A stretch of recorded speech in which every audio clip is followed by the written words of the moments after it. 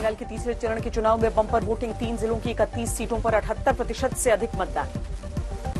कूच बिहार में मुस्लिम वोटों को लेकर पीएम मोदी का ममता बनर्जी पर बड़ा हमला, कहा हमने बोला होता कि हिंदू एक हो जाओ तो चुनाव आयोग का नोटिस आ जाता। हावड़ा की रैली में पीएम मोदी का ममता बनर्जी पर वार, कहा ऐसी चर्चा है कि 2 मई को हार के बाद टूट जाएगी टीएमसी। दीदी और दीदी पर घमासान के बीच पीएम मोदी ने ममता को कहा आदरणीय दीदी, 2 दिन पहले टीएमसी ने ऐतराज जताया था। बंगाल की चुनावी रैली में पीएम मोदी ने कहा कि ममता को हार का अंदाजा हो चुका है, इसीलिए वो बार बार नंदीग्राम में जीत की बात कह रही हैं। पश्चिम बंगाल के अलीपुरद्वार में ममता बनर्जी की रैली, बीजेपी पर लगाया चुनाव में गन और गुंडों के इस्तेमाल का आरोप। बीजेपी पर ममता बनर्जी का ताबड़तोड़ वार, कहा 500 रुपए देकर मांग रहे हैं वोट। ममता बनर्जी ने बीजेपी पर लगाया केंद्रीय सुरक्षा बलों के इस्तेमाल का आरोप, कार्यकर्ताओं से कहा किसी से डरने की जरूरत नहीं। पश्चिम बंगाल के आरामबाग में बीजेपी और टीएमसी कार्यकर्ताओं में टकराव, जमकर हंगामा हुआ। आरामबाग में हंगामे के दौरान मौके पर पहुंची टीएमसी प्रत्याशी सुजाता मंडल पुलिसकर्मियों पर बिफरी, बीजेपी की मदद का आरोप लगाया। पश्चिम बंगाल के कूच बिहार में बीजेपी के बूथ अध्यक्ष की कार पर हमला, टीएमसी कार्यकर्ताओं पर हमले का आरोप। हावड़ा के उलुबेरिया में टीएमसी नेता के घर ईवीएम मिलने के बाद हंगामा, आयोग ने चुनाव अधिकारी को सस्पेंड किया। नॉर्थ 24 परगना में मनोज तिवारी का रोड शो, बीजेपी की जीत का दावा किया।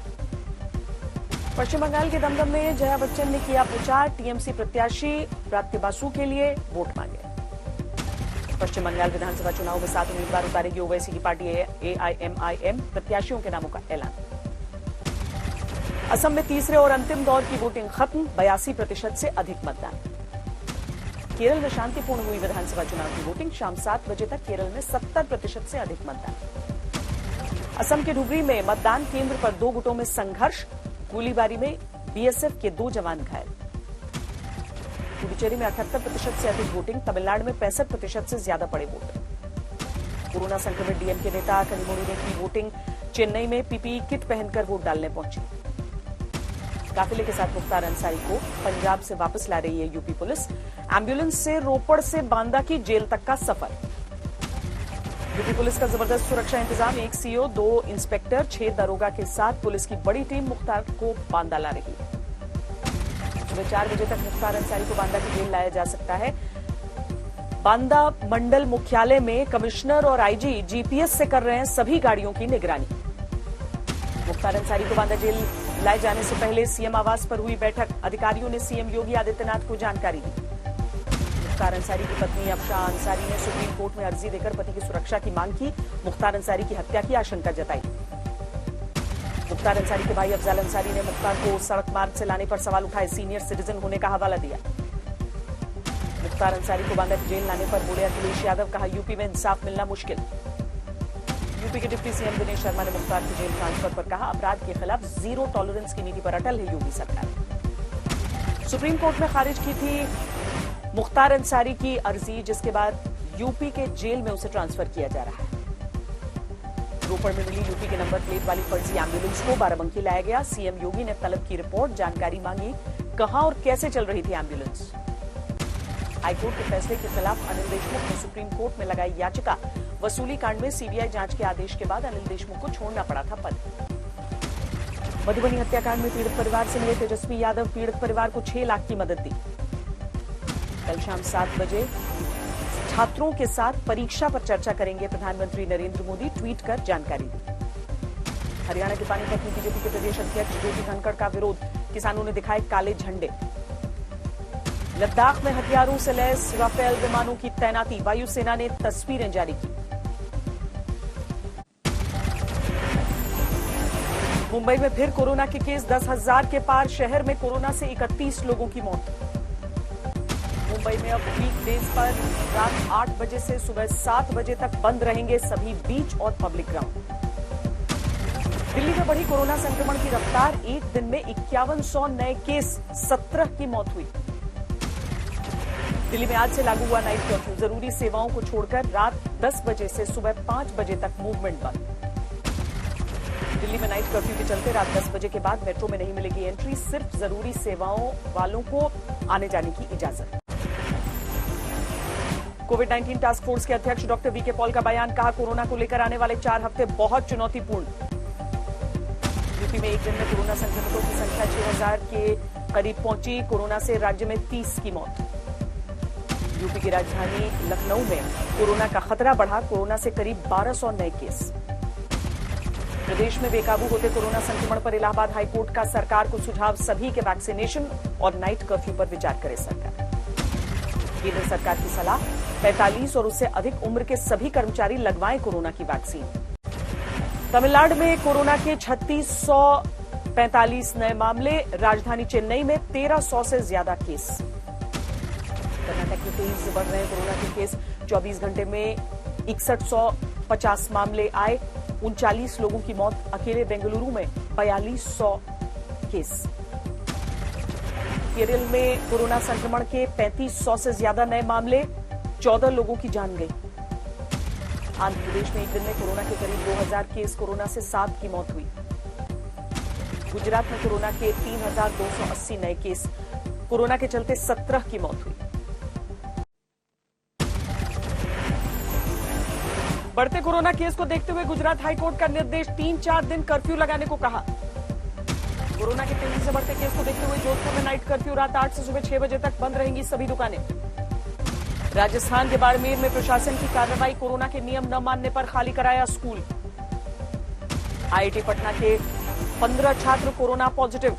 बीटेक 4th ईयर के हैं सभी संक्रमित छात्र। कोरोना वैक्सीन लगवाने के लिए भोपाल में मुस्लिम धर्मगुरुओं ने जारी किया फतवा, कहा वैक्सीन लगवाने में कोई हर्ज नहीं। दिल्ली के पहाड़गंज इलाके के होटल में प्रेमी जोड़े ने जहर खाकर खुदकुशी की। दिल्ली के ही रहने वाले थे। दिल्ली के बलबीर नगर में मां बेटे से लूटपाट करने वाला बदमाश एनकाउंटर के बाद गिरफ्तार। बदमाश के पैर में लगी गोली। दिल्ली से सटे गुरुग्राम में पुलिस ने जब्त किए अवैध हथियार, 9 देसी पिस्तौल और 11 कारतूस बरामद। नोएडा पुलिस ने 4 बदमाशों को गिरफ्तार किया। एक्सप्रेस वे पर लिफ्ट देने के बहाने लूटपाट करते थे। नोएडा के सेक्टर 20 में नाले में मिला महिला का शव। मृतक महिला की तफ्तीश में जुटी पुलिस। गुरुग्राम में 28 मार्च को हुई युवक की हत्या के मामले का खुलासा। 4 लाख रुपए न मिलने पर जीजा ने किया था कत्ल। दिल्ली के आदर्श नगर इलाके में हथियार के दम पर लूट। कारोबारी से करीब 4 लाख रुपए लूट कर बदमाश फरार। यूपी के शाहजहांपुर में 2 दिन पहले हुई युवक की हत्या की गुत्थी सुलझी। पत्नी ने प्रेमी के साथ मिलकर वारदात को दिया था अंजाम। यूपी के फतेहपुर में दबंगों ने पिटाई के बाद युवक को जलाया। इलाज के दौरान युवक की मौत। यूपी के झांसी में चुनावी रंजिश में 2 पक्षों में चले लाठी डंडे। थाने के बाहर हुई झड़प में 16 घायल। यूपी के बाराबंकी में 7.5 करोड़ की मॉर्फिन बरामद। पुलिस ने 7 आरोपियों को गिरफ्तार किया। यूपी के शामली में अवैध हथियारों की फैक्ट्री का भंडाफोड़। 1 आरोपी को पुलिस ने पकड़ा। पंचायत चुनाव से पहले मुजफ्फरनगर में अवैध हथियार तस्करों पर कार्रवाई। 5 तमंचे बरामद, 1 तस्कर गिरफ्तार। यूपी के देवरिया में एसओजी की सरकारी बोलेरो चुराने वाला गैंग पुलिस के हत्थे चढ़ा। गैंग के 4 सदस्य गिरफ्तार। बिहार के शिवहर में युवक की हत्या के बाद भड़का गांव वालों का गुस्सा। आरोपियों की गिरफ्तारी की मांग को लेकर सड़क जाम। बिहार के सुपौल में बदमाशों ने छात्र को गोली मारी। अपराधियों की तलाश में जुटी पुलिस। पंजाब के फिरोजपुर में केमिस्ट और उसकी पत्नी से नकाबपोश बदमाशों ने की लूट। 2.25 लाख रुपए लूटे। पंजाब के पटियाला में सरेआम चाकू मारकर युवक की हत्या। सीसीटीवी फुटेज की मदद से पुलिस ने 1 आरोपी को गिरफ्तार किया। अमृतसर में नशे की गोलियों के साथ महिला गिरफ्तार। 8000 से ज्यादा नशे की गोलियां बरामद। राजस्थान के कोटा में 3 साल की बच्ची से दरिंदगी। पुलिस ने आरोपी को गिरफ्तार किया। एमपी के गुना में एक शख्स ने पत्नी के हाथों को गर्म सलाखों से दागा। घर से भागकर पत्नी ने जान बचाई। इंदौर में घर से भागकर लड़की ने दूसरे समुदाय के लड़के से शादी की। शादी के बाद इलाके में तनाव। हरियाणा के झज्जर में बहन से छेड़खानी का विरोध करने पर युवक की हत्या। केस दर्ज कर आरोपियों की तलाश में जुटी पुलिस। बिहार के बेगूसराय में एम्बुलेंस चालक की बेरहमी से हत्या। परिवार वालों ने डीएम ऑफिस के बाहर प्रदर्शन किया। उत्तराखंड के बागेश्वर के जंगलों में लगी आग पर काबू नहीं। आग के चलते जंगली जानवरों के रिहायशी इलाकों में जाने का खतरा है। वित्त मंत्रालय ने कहा दूसरी लहर के मुकाबले में सक्षम है देश। अर्थव्यवस्था को एक बार फिर बेहतर और मजबूत बनने के रास्ते पर भारत। निवेशकों के लिए निवेश का बेहतरीन मौका। अप्रैल-जून में 10 से 15 कंपनियां लॉन्च कर सकती हैं आईपीओ। महाराष्ट्र में लॉकडाउन से मल्टीप्लेक्स, रिटेल चेन और होटल शहरों पर कोरोना का कहर। 3 से 6% तक की गिरावट। यूपीआई ट्रांजैक्शन फेल होने पर बैंक रोज देगा 100 रुपए का हर्जाना। आरबीआई की स्कीम के तहत कर सकते हैं शिकायत। करदाताओं के लिए टैक्स फाइलिंग के नियमों में बदलाव। आयकर विभाग ने आईटीआर फॉर्म 1 और 4 के लिए ऑफलाइन सुविधा शुरू की। बिना डिग्री वालों को भी टेस्ला देगी नौकरी। एलन मस्क की गीगा फैक्ट्री में रखे जाएंगे 10,000 कर्मचारी। आरबीआई ने यूथ डेवलपमेंट कोऑपरेटिव बैंक पर लगी पाबंदी हटाई। ग्राहकों को मिली बड़ी राहत। अनिश्चितकाल के लिए बंद हुआ देश का सबसे बड़ा डायमंड एक्सचेंज। 2,500 से ज्यादा छोटे बड़े कारोबारी प्रभावित। पीवी ने सरकार से कर्नाटक में खनन पर लगाए गए प्रतिबंधों को हटाने की गुजारिश की। खाने के तेल में बढ़ोतरी की समीक्षा करेगी सरकार। इंपोर्ट ड्यूटी में हो सकती है कटौती। इजरायल के राष्ट्रपति ने पीएम नेतन्याहू को दोबारा सरकार बनाने का न्योता दिया। 28 दिनों में बनानी होगी सरकार। रूस के विपक्षी पार्टी के नेता अलेक्सी नावेल्नी को हुआ कोरोना। सांस लेने में तकलीफ के बाद जेल के अंदर बने अस्पताल में भर्ती।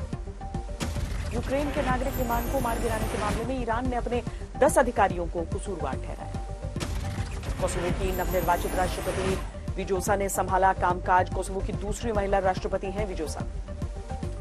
इंडोनेशिया के कई द्वीपों में आई बाढ़ के चलते अब तक 155 लोगों की मौत। भूस्खलन ने भी कहर बरपाया। नाइजीरियाई शहर ओवेरी में जेल ब्रेक। बंदूकधारियों ने 1800 अपराधियों को छुड़ाया। एयर फ्रांस में फ्रांस ने बढ़ाई अपनी हिस्सेदारी। अब लगभग 30% होगी फ्रांस की हिस्सेदारी। दुनिया में कोरोना से मौत का आंकड़ा 28,76,000 के पार। संक्रमितों की संख्या 13,25,00,000 से ज्यादा। न्यूजीलैंड ने 19 अप्रैल से बिना क्वारंटीन के ऑस्ट्रेलियाई नागरिकों को अपने देश में दी आने की इजाजत। कोरोना महामारी को देखते हुए टोक्यो ओलंपिक में होने वाला वाटर पोलो का टेस्ट इवेंट हुआ स्थगित। मई जून में हो सकता है इवेंट।